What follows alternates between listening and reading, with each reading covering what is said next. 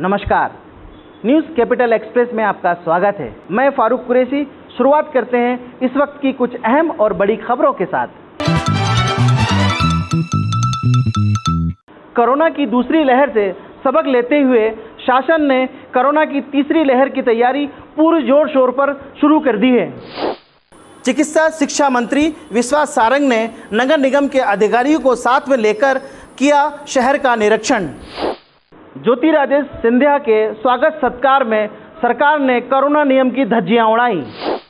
कबूतरबाजों से डरा धमकाकर पैसे लेकर उन्हें छोड़ देने वाले दोषी पुलिस कर्मियों पर हो सख्त कार्रवाई। प्रदेश के जूनियर डॉक्टरों के बाद नर्सों ने भी आंखों पे पट्टी बांधकर किया विरोध प्रदर्शन और नर्सों का कहना है कि जब तक हमारी मांगें पूरी नहीं की जाती तब तक वो अनिश्चितकालीन हड़ताल पर रहेंगी। पूर्व सीएम कमलनाथ के लिए कोरोना की उड़ रही अफवाह का खंडन करते हुए सांसद नकुलनाथ ने कहा कि उन्हें रूटीन चेकअप के लिए मेदांता हॉस्पिटल में एडमिट किया गया है। खबरें अब विस्तार से।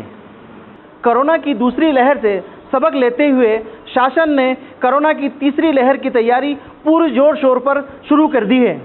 कोरोना की दूसरी लहर के चलते हजारों लोगों को परेशानियों का सामना करना पड़ा। इसको लेकर अब शासन ने तीसरी लहर के पहले पूरी चुस्त दुरुस्त व्यवस्थाएं कर ली हैं। इसी के चलते नगर निगम प्रशासन द्वारा जहां दूसरी लहर के समय की तैयारियों के बारे में बताया, तो वहीं तीसरी लहर के पूर्व क्या तैयारी की जा रही है इसके बारे में भी बताया। भोपाल नगर निगम कमिश्नर KVS चौधरी का कहना है कि शासन स्तर पर पूरी तैयारियां की जा रही हैं और अब किसी भी प्रकार की कोई भी कोताही नहीं होगी। थर्ड, हम लोग एक मुख्य काम कर रहे थे कि टेस्टिंग को मोबाइल टेस्टिंग के माध्यम से जहाँ पर कॉलोनियों में टेस्टिंग चाह रहे थे या नहीं तो मतलब अन्य जगह पे जहाँ पे टेस्टिंग चाह रहे थे, टीम उधर भेजकर टेस्टिंग कर रहे थे। अब जो पॉजिटिव पा रहे हैं उनका सैंपल का मतलब कॉन्टैक्ट ट्रेसिंग करना, उन लोगों का मतलब और परिवारों को मतलब सैंपल करना, ये काम भी हम लोग काम कर रहे थे। आगे के लिए भी हम लोग मतलब मास्क ना पहनने के बारे में कार्रवाई और इसके बारे में लगातार काम कर रहे हैं। चिकित्सा शिक्षा मंत्री विश्वास सारंग ने नगर निगम के अधिकारियों को साथ में लेकर किया शहर का निरीक्षण। चिकित्सा शिक्षा मंत्री विश्वास सारंग ने किया निरीक्षण। बारिश के पूर्व तैयारी को लेकर नगर निगम के अधिकारियों के साथ किया निरीक्षण। मंत्री सारंग ने नालों की सफाई का काम तेज करने के भी दिए निर्देश। जल भराव की स्थिति को देख नालों का होगा सर्वे। विगत दिनों बारिश हुई, बहुत तेज बारिश हुई, उसके बाद भी भोपाल में कहीं पानी भरने की स्थिति पैदा नहीं हुई। अब क्योंकि मानसून आने की कगार पर है, अभियान चल ही रहा है, सफाई अभियान हर नालों में नगर निगम कर रहा है, पर आज उसकी हम दौरा करने आए थे। कमिश्नर नगर निगम भी मेरे साथ हैं, सभी नालों की प्रॉपर सफाई हो सके। ज्योतिरादित्य सिंधिया के स्वागत सत्कार में सरकार ने कोरोना नियम की धज्जियां उड़ाई।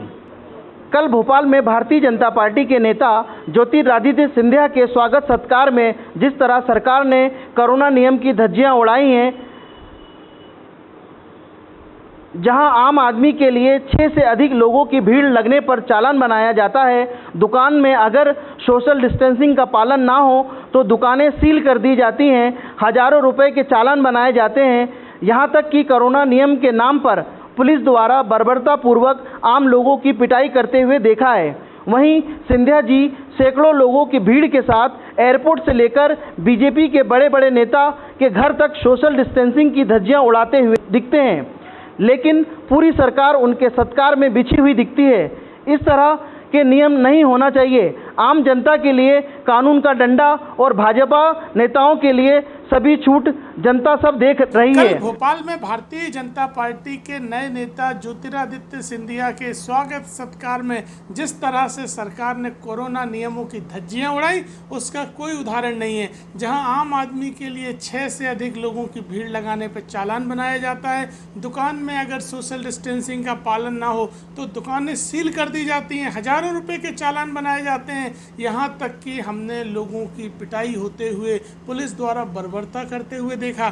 वहीं सिंधिया जी सैकड़ों लोगों की भीड़ के साथ एयरपोर्ट से लेके बीजेपी के बड़े बड़े नेताओं के घर तक सोशल डिस्टेंसिंग की धज्जियां उड़ाते हुए देते हैं। कबूतरबाजों से डरा धमकाकर पैसे लेकर उन्हें छोड़ देने वाले दोषी पुलिस कर्मियों पर हो सख्त कार्रवाई। कबूतरबाजों से डरा धमकाकर पैसे लेकर उन्हें छोड़ने वाले पुलिस कर्मचारियों की वरिष्ठ अधिकारियों से शिकायत हुई। फरियादी ने लगाई गुहार, मुझे मेरे पैसे वापस दिलाए जाएं और दोषियों पर हो सख्त कार्रवाई। फिर उसके बाद में कहा कि अपने बच्चों का भविष्य चाहते हो, बेइज्जती होगी, तो बीच का रास्ता ये है कि 1 लाख रुपए दे दो, तुम्हारा मामला जो है रफा दफा करवा देते हैं। मैंने कहा इतने पैसे मेरे पास में नहीं है, मैं परेशान इंसान हूँ और वैसे ही ऑलरेडी बीमार रहता हूँ बहुत ज़्यादा मैं। तो उसके बाद में उन्होंने कहा कि इसमें कुछ भी नहीं होगा, तुम जो है कम से कम जो है हमको 40 का इंतज़ाम करो। तो मेरे मुँह से निकला मेरे पास में 32,000 रुपये तक है, मैं 32 तक दे सकता हूँ। तो कहा कि अभी जेब में कितने हैं, जेब में से हाथ डाल के उन लोगों ने 28,000 रुपये मेरे पास से निकाल लिए।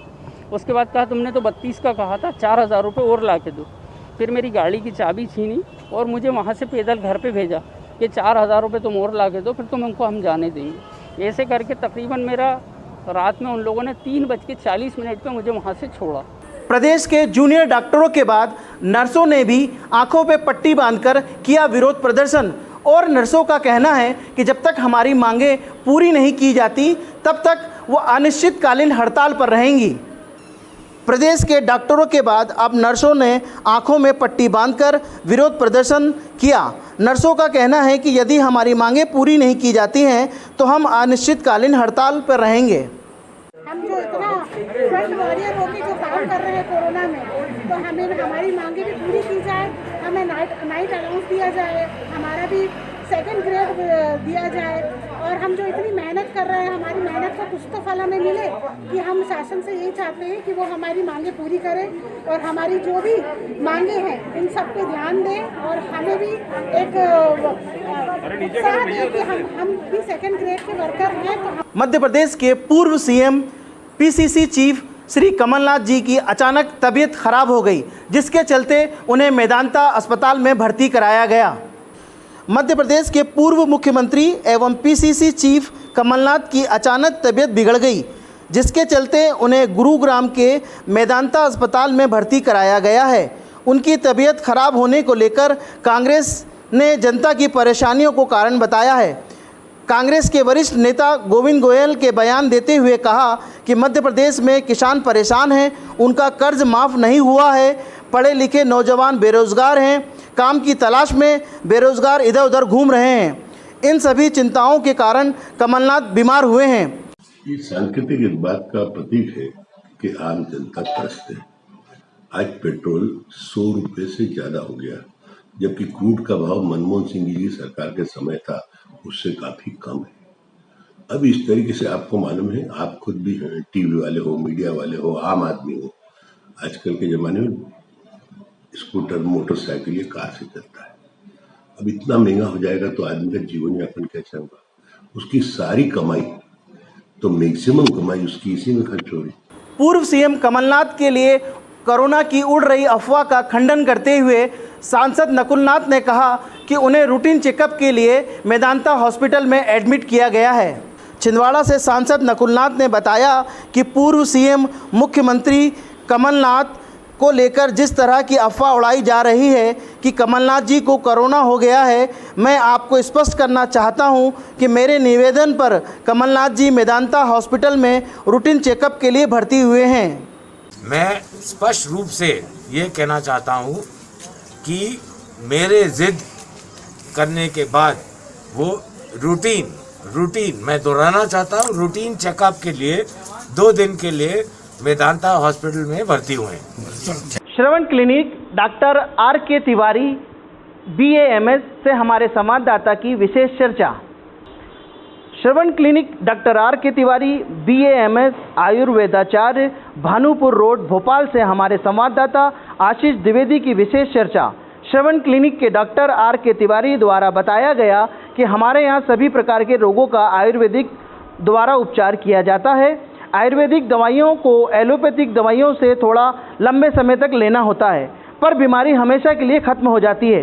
आसपास के कई लोगों से हमारे संवाददाता द्वारा चर्चा की गई तो सभी लोगों ने डॉक्टर R.K. तिवारी की सराहना की और बताया कि डॉक्टर साहब द्वारा पेशेंट को काफ़ी अच्छे से देखा जाता है एवं अभी तक जितने भी पेशेंट आए हैं सब ठीक होकर गए हैं। आजकल जो है बच्चों में देखा भी लॉकडाउन चल रहा है, केवल दिन भर टीवी मोबाइल में लगे रहते हैं और सोचते हैं हम तो घर के अंदर लॉकडाउन। भैया इससे कुछ भी नहीं होने वाला है। आपको जो है एक तरह से भगवान ने आपको समय दिया है भाई ठीक है, आप अपने हिसाब से जो है एक्सरसाइज करें, फिजिकली लोगों घर में बैठ के एंजॉय करें। जो लोग कभी ज़िंदगी में घर में बैठे ही नहीं है, आज उनको मौका मिला घर में सबके साथ में एंजॉय करने का, वो घर के साथ सबके साथ एंजॉय करें। एंजॉय करने के साथ में लोगों के छोटे बच्चे हैं उनके साथ में भी अपने हिसाब से जो है बहुत अच्छे संबंध रखें। घर में बड़े बुजुर्ग हैं उनकी सेवा करें। ये करेंगे तो आपकी इम्यूनिटी ऑटोमेटिक डेवलप होगी। आपको किसी तरह की मेडिसिन की ज़रूरत ही नहीं पड़ेगी। आप टाइम से खाना खाएंगे, हैप्पीनेस रहेंगे, आपकी इम्यूनिटी ऑटोमेटिक डेवलप होगी और बढ़िया हेल्दी रहेंगे आप। फिलहाल खबरों में बस इतना ही। मुझे दीजिए इजाज़त। ताज़ा तरीन खबरों के लिए बने रहिए हमारे साथ। नमस्कार।